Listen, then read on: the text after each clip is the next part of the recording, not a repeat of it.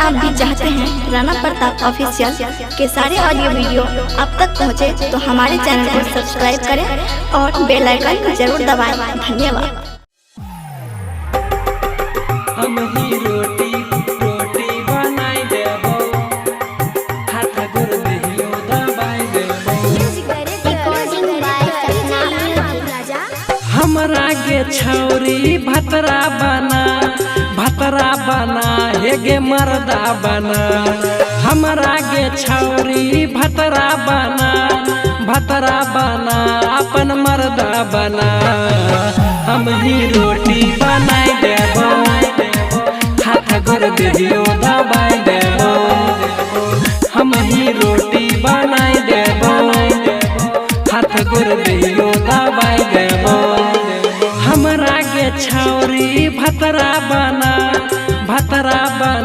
अपन मर्दा बना। हमरा गे छौरी भतरा बना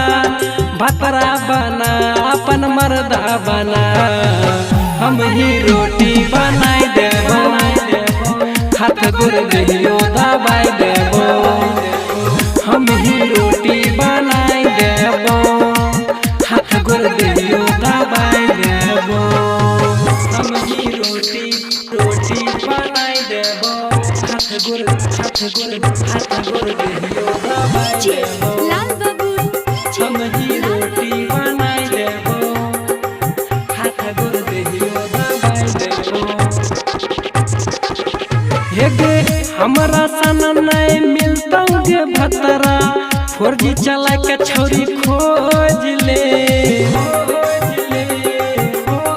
हाँ हे गे हमरा सन नहीं मिलतौ गे भतरा, 4G चला के छौरी खोज ले। साया साड़ी हम ही देबो, रतिया में गे सेज सजेबो। आबे नहीं हमरा तू नेरा गया, जियरा जुरा ने गे जियरा जुरा। हम ही रोटी बनाई देबो, संग संग खाना बनाई देबो। हम ही रोटी बनाई देबो, हाथ गोर देहियो दबाई देबो। हम ही रोटी रोटी बनाई देबो, हाथ गोर देहियो दबाई देबो। हम ही रोटी बनाई देबो, हाथ गोर देहियो दबाई देबो। अगे कोनो किस्म के तोरा कमी नहीं है तो हम छियो छौरा अमीर गे।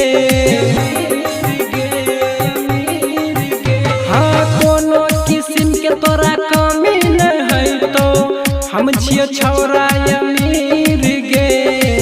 कहे छौ मुन मुन सुने गे छौरी, ढोरी चिकन देह लागे छौ जोरी। राइटर किशोरवा के पंडित बना